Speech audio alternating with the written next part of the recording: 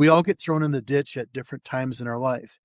And I think the biggest thing as you get started in your business, you want to have a dream. You want to have that vision of what do you want life to look like? That's first and foremost, because I get so many people that say to me, I don't, I want to own my own business, but I don't really know what it's going to be. So that same thing goes for me. I need to continue to understand where where I want to go with this business, where I'm going to take it. I know fundamentally the thing I want to do is continue to help people and understand people and help them grow. To me, I get a big kick out of seeing people be successful. That makes me feel good. And that drives me. So that's first and foremost. I want to continue to do that.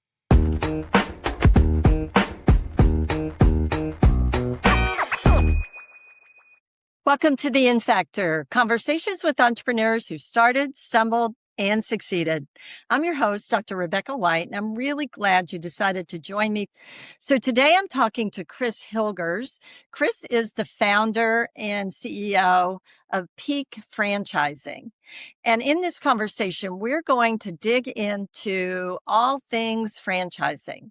You're going to learn about some of the red flags that you should look for if you want to be a franchise owner. We're also going to talk about the importance of purpose and leadership and people, all those things that matter for any entrepreneur, whether you're in franchising or not. And we're also going to talk about what it takes to turn your independent business into a franchise. So I hope you really enjoy this episode. Chris tells me there are 4,000 franchises every year that get registered. So maybe there's one out there for you. So let's listen in to this conversation with Chris Hilgers.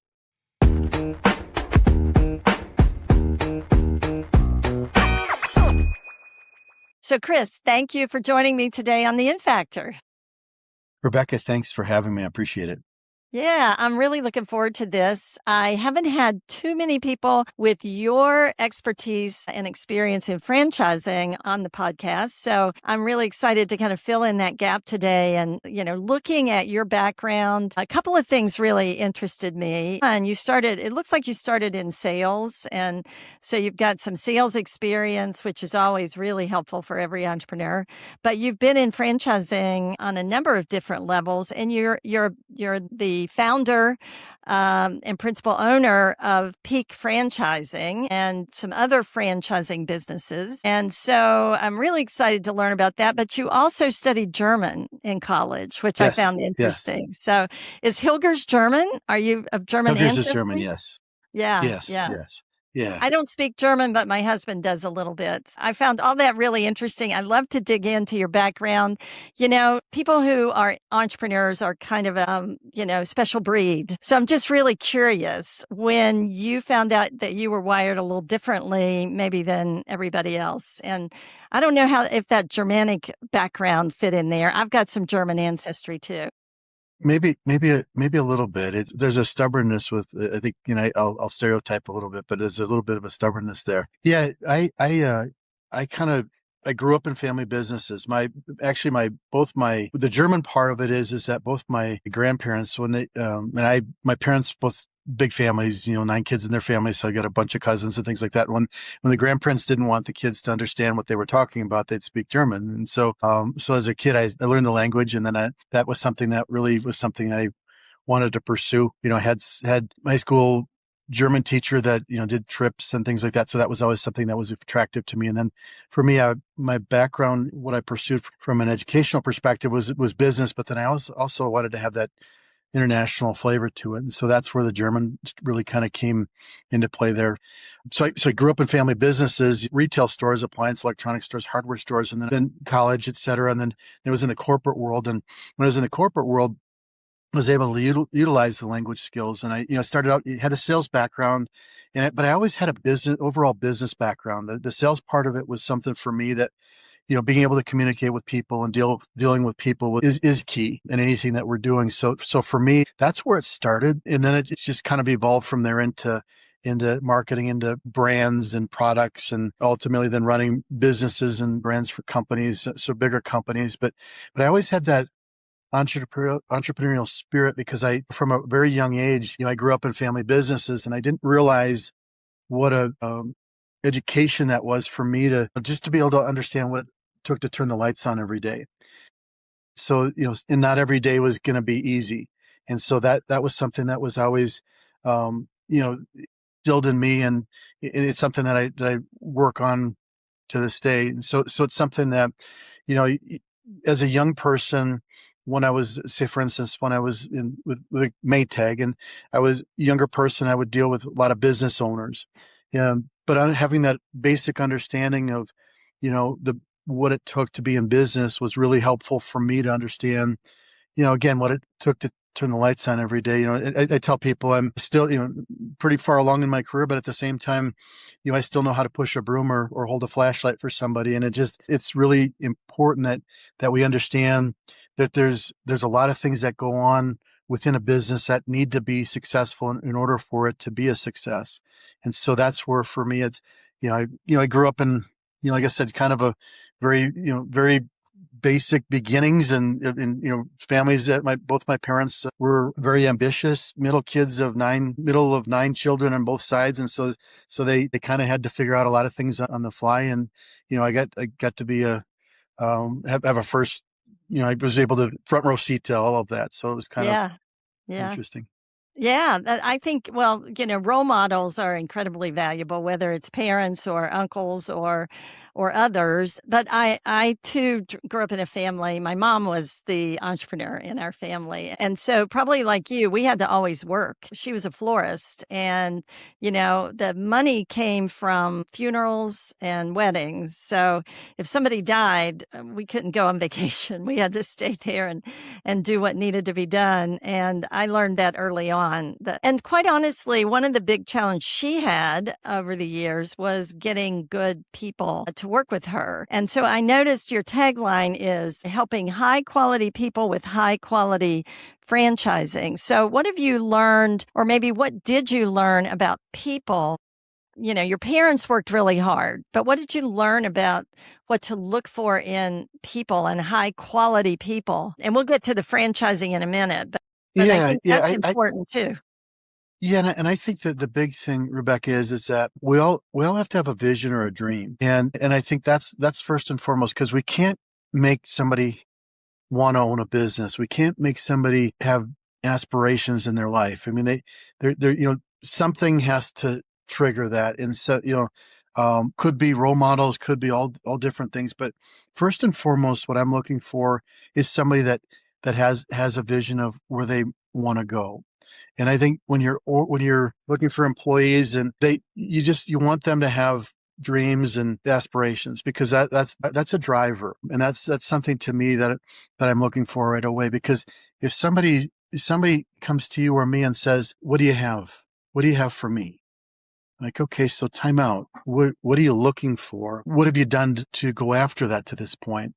Those are things that I'm trying to understand with people because what are their drivers? What's their why? Why are we here in the first place? Why are we on this podcast here today in the first place? So there's got to be motivations there. And then I'm looking for evidence of that or just examples of what have they done to really go after things. And it doesn't have to be big things. It can be little things because we know that every day is a part of the journey. So we want to see the ideas and dreams. We want to see actions, ambitions. Those are things that I'm looking for. Yeah, I think that's really insightful. As you know, I'm an educator as well as an entrepreneur. And so I work with students a lot. And, I quite often hear from them that they don't know what they're passionate about, and I love that you said it doesn't have to be, there doesn't have to be total clarity around that perhaps, but there has to be some demonstration of willingness to work hard and showing that in some area. And one of the pieces of advice that I heard from one of my podcast guests when I brought up this topic about passion was he said, it's like if somebody says they don't know they don't know what their passion is, I say to them, it's like not knowing what your favorite food is. You have to go out and eat a lot of food to find out. Right. So, I think I love that it's about showing that you can do something and finish something and make an effort. And so with Peak Franchising, you're a franchise coach and you match quality people, as I said, with quality businesses. So let's flip over to the other side. A lot of people think about franchising as what I would call maybe a safe way to be an entrepreneur or a quick way to be an entrepreneur. Is that true? Let's start with what are the misconceptions about franchising that a lot of people have? Well, first and foremost, one in franchising, you're a business owner. Make no mistake about it. And so it's your business. So that's something a lot of times people will have the misconception of they think, well, I'm just going to do what somebody else is instructing me to do.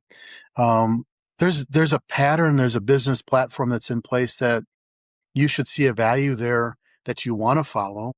Because if you don't see the value, then it's that they've got a business platform to follow. Then that's probably not the right business that you should be going after. But you should see with franchising. So the first part of it is that um, there you are a business owner, no question about it.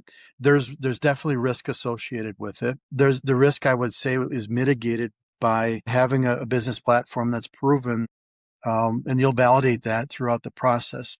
So to me, the other thing too is that when people are thinking about franchising, a lot of times they think about the traditional, the food and the hospitality, food service, hospitality, that those types of things. Now that's a big part of it, but there's 4,000 franchise companies out there. There's many different types of businesses that are franchised, but in the core of that is that they have a business foundation that they've created that helps you or me to get into a business. I'll use a baseball metaphor. Instead of us starting out in the batter's box at home plate, maybe we start out at second base because the company has got things in place that help you to start further along than what you would normally start. Now that doesn't mean that there's not work, because there's a lot of work involved with that as well. But it's something that people that are looking to franchise typically are, they're looking for something that's already has been established. Now, there's always going to be competition, and to me, I'm always looking for.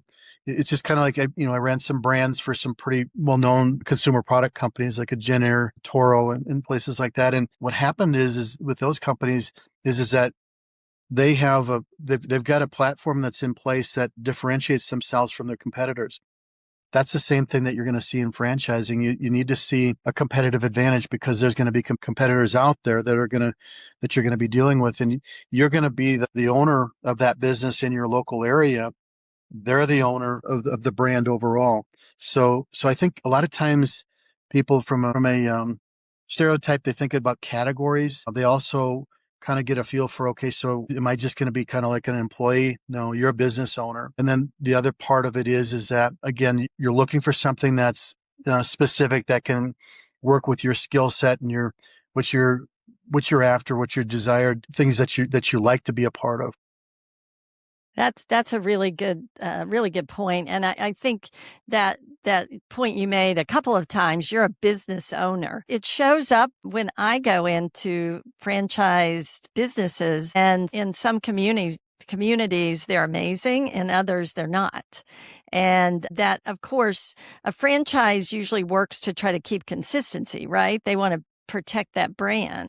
But some of them do that better than others, I'm guessing. And a lot of it, the difference in customer service, the quality you get can vary significantly. When you talk to people so you're a franchise coach. And so let's back up just a little bit. Tell us about your journey to where you are today, and convince me, for example, that you're the right person to help me figure out my franchise journey. I mean, what are the really big lessons you learned along the way, and how did you get there?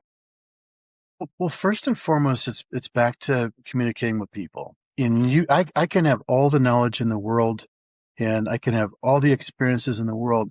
If I'm not able to communicate that with you in terms of just who I am as a person, because this is honestly, Rebecca, I'm not, franchising is my world, but really what I'm doing is I'm helping people. That's first and foremost. And people have to have a feel for that I have something to offer.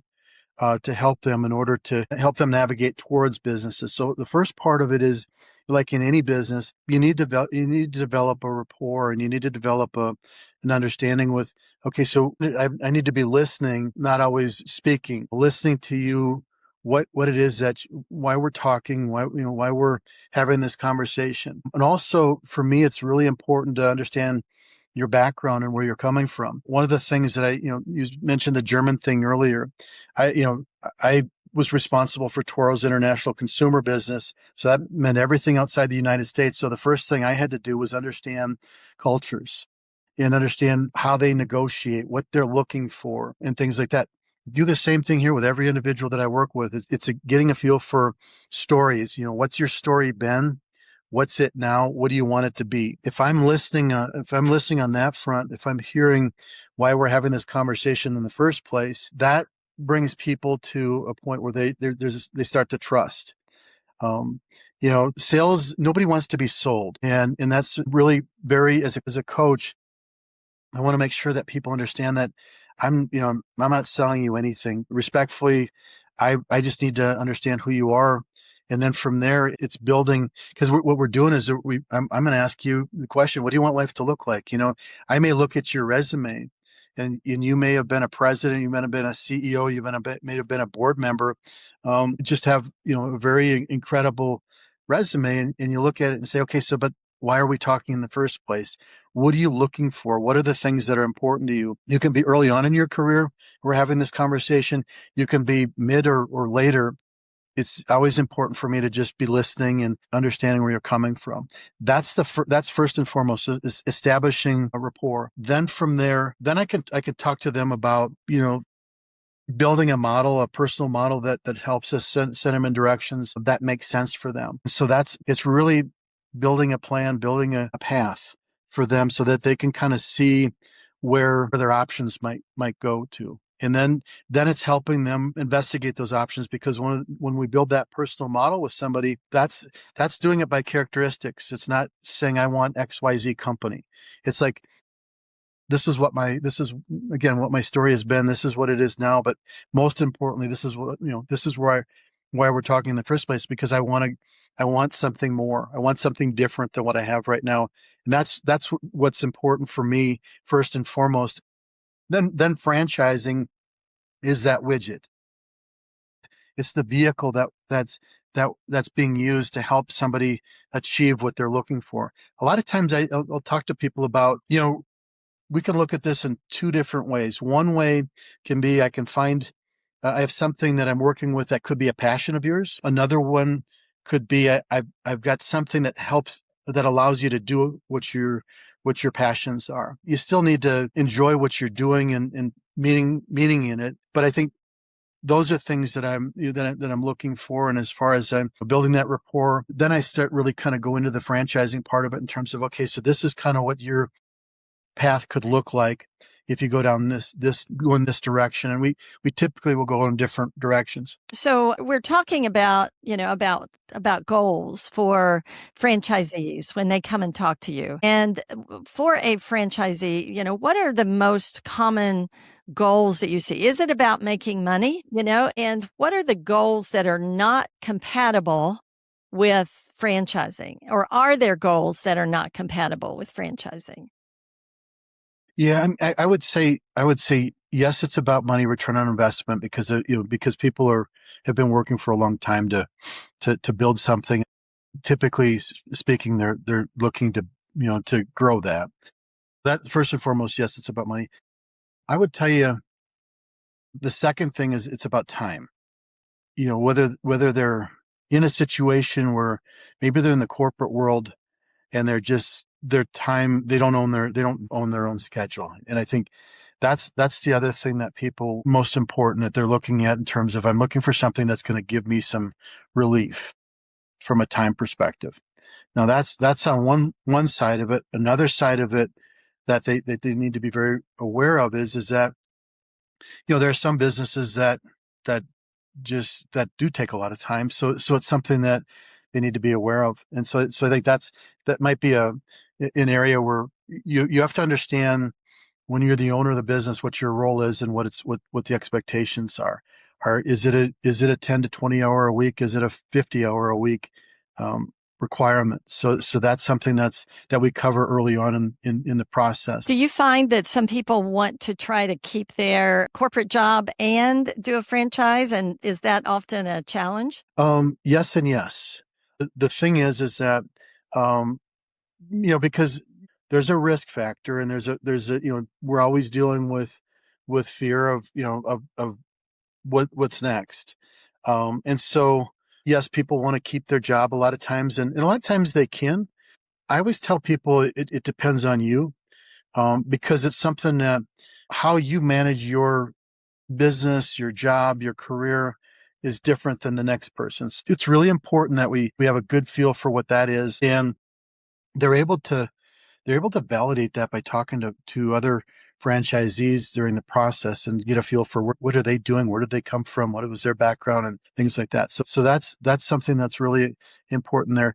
Then there's another part of it too, where they make a leap and they get a little bit of help on the way out the door from a company, because there's a lot of people that get severance packages and things like that, and they've got some income that they've been given on the way out, and so that gives them a time to scale the business. And that's something a lot of times where you find people where they don't want to go back in the corporate world, and so their opportunity is maybe that severance package that helps to bridge that. And then the other way to look at it is we've saved some money to live on. How fast is this business going to scale? And does it get us to a point where I don't need to take that job? There's a number of things that I cover with people. And, even during an investigation, we'll look at different paths so that we're not just going down one path. We're looking at different ways. So that way you can kind of check the boxes, so to speak, and feel like, okay, so this is my favorite company, but this is what I have to do to be the owner of this company. This is my second, this is my third. And so that's where it's an investigation, and that's where I have to do a lot of listening.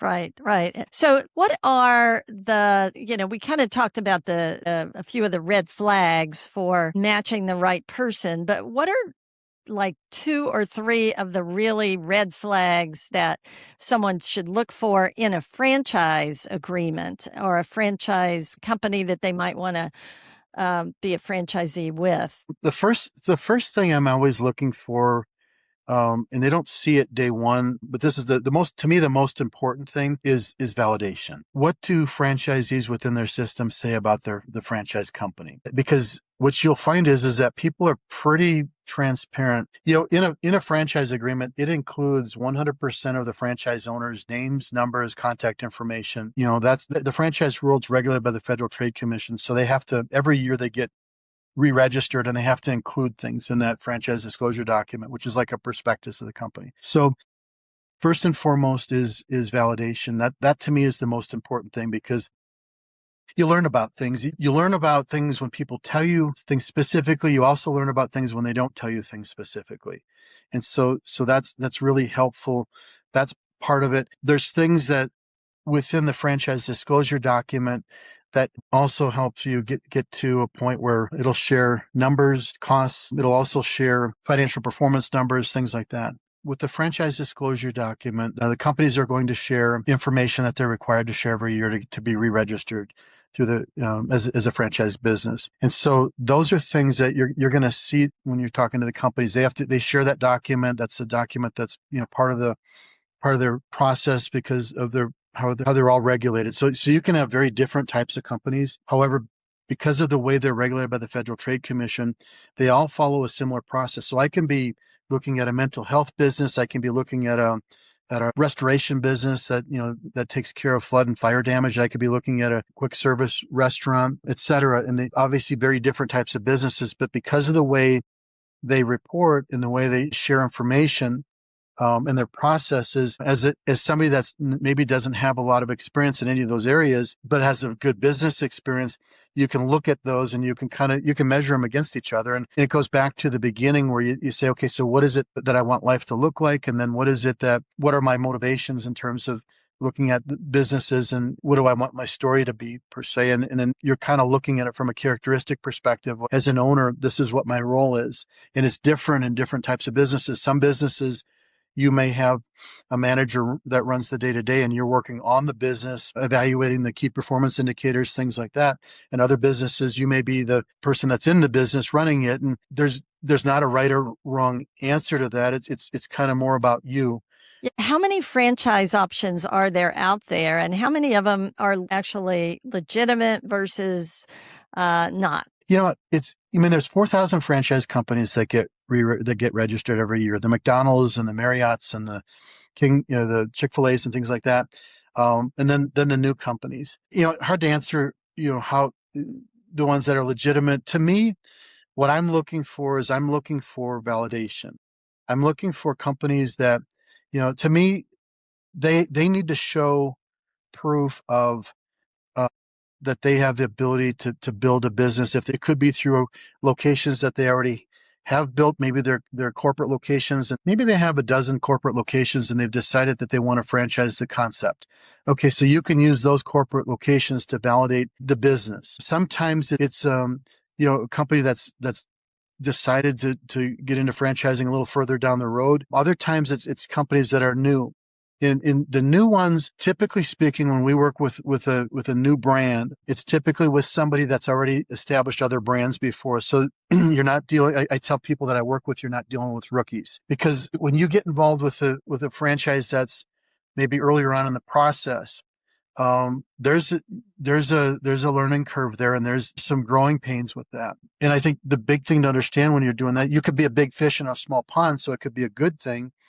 And the other thing, if you don't have a lot of experience there, maybe that's not the right path, because you just don't have that experience yet. Maybe if you, like I said, if you've done it before, then you kind of know what to expect. And even when you have a lot of experience, you don't necessarily always have a crystal ball and know what to expect, but you at least have a feeling of you can pivot.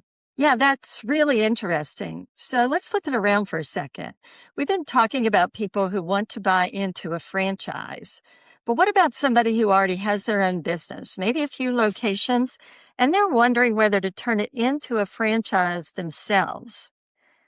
How do they know if that's the right move? Well, first and foremost, I've been involved with both independent businesses and with franchise businesses. I work solely with franchise businesses right now. Which you want to ask yourself, the question is how big do I want this to be, and do I need franchising? Why do I need to make this to be a franchise system in order to do that? Typically speaking, the reason why you want to do this as a franchise is that from a cost perspective, you're not incurring the cost of every one of those. Say you have 10 locations right now, from location 10 to location 500, there's a lot of expense into that. So first and foremost, you look at, do I have the ability to do that? Then the next thing is when I start, I do have a process in place. I do have things in place there. However, I'm signing that over to somebody else to follow that process. Is it buttoned up enough that I'm confident that somebody else is going to be able to follow it? That's something I'm looking at too. Right. A theme I keep hearing from you throughout this whole conversation, whether it's the person buying in or the person building the system, is really knowing where you're going. So if you had to name the one thing that separates the people who make it from the people who get stuck, what would you say to that? Well, I think to me, where you headed is always the key. You have to have a picture of where is this going, and then because it's kind of like you're driving down the road, and if you see where you're going, you know where you're going, you hit a bump, it moves you around a little bit and you keep going in that direction. If you don't have a feeling of where you're going, you hit a bump, you get thrown in the ditch. It's hard to get out. We all get thrown in the ditch at different times in our life. And I think the biggest thing as you get started in your business, you want to have a dream. You want to have that vision of what do you want life to look like? That's first and foremost, because I get so many people that say to me, I want to own my own business, but I don't really know what it's going to be. So that same thing goes for me. I need to continue to understand where I want to go with this business, where I'm going to take it. I know fundamentally the thing I want to do is continue to help people. and understand people and help them grow. To me, I get a big kick out of seeing people be successful. That makes me feel good. And that drives me. So that's first and foremost. I want to continue to do that. I'll continue to build it. There's different ways to build it. Part of it is partnering up with certain companies. Certain, you mentioned it before. How do you know who's legit? Part of it is that, part of how you know how people are legit is when you run into problems. And you work through things with people, and you know that nothing's perfect in life. However, you strive for that. You want to work with people that have some of the same ideals that you have, and also people that when things get tough, that they're working with you. Yes, you want to solve problems. You also want to avoid them in the future. But bottom line is that you've got to have a vision, and then you want to partner up with the right people. And that's why I want people to understand I'm not for everybody. They want to work with me. That's great. And it goes both ways. And I tell people that all the time. When you buy a franchise business, it's an interview process. It's a two-way street. You're approving them. They're approving you. And you want it that way. I tell them you want the company to be very, very picky and specific on who they bring in, because that might be your neighbor. And that might be somebody that you're partnering with somewhere down the road. Yeah, it really does sound like so much of this comes down to proximity. Let's talk for a little bit about you, and who do you choose to put yourself next to? Yes. Yeah. Proximity. Proximity is huge. I mean, I'm a big Tony Robbins fan, and to me, being around the right people, patterning yourself after people, it's okay to copy people, follow somebody that's been successful. That's really interesting. And I imagine you have to be really intentional about that for yourself too, not just advising other people to surround themselves with the right people, but actually living it. What does that look like for you, and how do you keep learning and growing? First and foremost, you mentioned it, you surround yourself around the right people, have the right people around you. Because if you want to look for somebody that wants to be negative, it's easy to find. You don't want somebody to mislead you, but I think the big thing is that surround yourself around the right people. Last week, I spent 3 days in a Darren Hardy business mastery class. And the biggest thing that we're doing there is that first and foremost is identifying who we are and what we bring to the table. One book that I Compound Effect is something that I follow there quite a bit, but in a step by step. And I think what he talks about and what I work to follow is that we need to understand what our path is and where we're going. Surrounding ourselves around the right people that have done it before, people that have great ideas. You look at AI, for example. One comment that he makes is that AI is not going to replace us. People that use AI will replace us. And he talks about, and this is something that I've been working on really hard, is that utilizing it. And it's really important that as a business owner, it's not just the people that are working for you that are using it. You need to embrace it as well. And you're establishing credibility with different things that are happening out there that, to me, it's identifying things that are important that will help that as well. I love that reframe, that it's not just AI replacing us, it's the people who use it. And it ties right back to what you said earlier about staying open and being willing to pivot. How important is that ability to adapt, to deal with uncertainty in this whole journey? Another thing that I really live by is the quality of my life is my ability to deal with uncertainty. And that's huge, because, doesn't mean that you just don't care. It just means that you can't zigzag all over the place. You got to keep going down the path and having a feel for the things that are going to potentially affect you. And then you're reading the screen, and you're reading the room, and you're continuing to move forward. And so to me, a lot of times it's hard sometimes day to day, because we feel like we hear these different things. And yes, you need to acknowledge that there's challenges out there, but not challenges are opportunities. And I think that's the big thing too, is when we run into those things, those are opportunities for us. Okay, I want to make this personal for a second, Chris, if that's okay. Looking back over your own journey, the family businesses, the corporate years, finally going out on your own, was there one moment, one decision that you'd point to as the real turning point for you? Well, I mean, for me, but probably one of the biggest events was when I was, was in businesses, and then I was in the corporate world for 21 years. And then they kind of came full circle back into the, I'd tell you that, that I had an entrepreneurial spirit when I was in the corporate world, but I was still working for somebody else then. And so that was something for me that it was a realization that, you know what, if I don't make a change here, I'm never going to. And so for me, it was, I had a very good path, and it was somewhat, it was defined. It's defined as what it can be, because when you're in the corporate world, you never really know exactly where you're going. But I think to me, was getting out of the corporate world was something that I had to make some tough decisions, and getting into this business and starting this business, it was starting from scratch and starting at zero. And so that was something that was a big change for me. And it was just looking at my life and saying, gosh, 3 to 5 years from now, I'm going to be dealing with the same stuff again. And I'm going to be I'm going to be taking jobs that somebody else thinks I should take, because I'm supposed to be being groomed for certain things. And then I get to those jobs, and now I never look back at that kind of stuff anymore, because I just look at opportunities, or new business opportunities, things like that, opportunities for my business, my family's business, kind of thing. But that was my identity. My identity was in the corporate world for 21 years like that. And now, like I said, I appreciate it, but I don't look back. That's a powerful statement. I don't look back.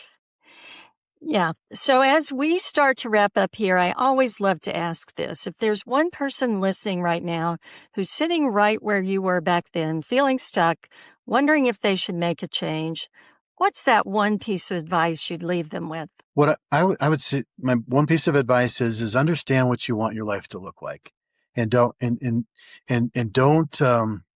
settle. Don't settle. Life is short. Go for it. Go for whatever it is that you want, and realize that you have more than what you've put out there so far. I love that.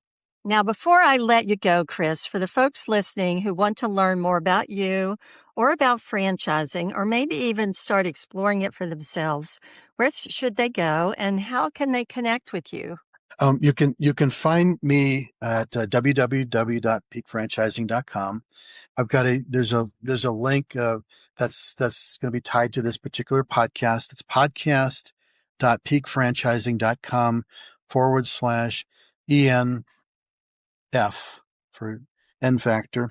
And then what I have on there is I've got a franchise investigation readiness survey to offer you, a free personal model and plan, and then also a franchise model fit quiz that you can complete, and then you can schedule time directly with me, and we can have an initial conversation. That's wonderful, and what a generous offer. Chris, this has been such a rich conversation. Thank you so much for being here and for sharing all of this with me and my listeners today. Thank you, Rebecca. I appreciate your time.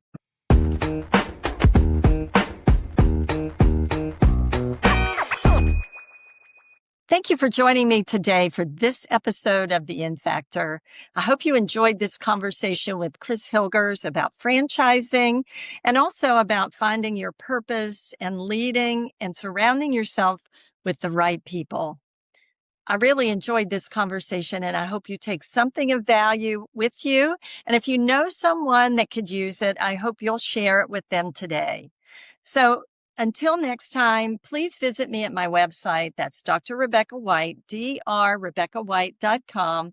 There you're going to find my books, more back episodes of the podcast, and also our new EI lab. I hope you'll check it out, and I look forward to seeing you on the next episode of The N Factor.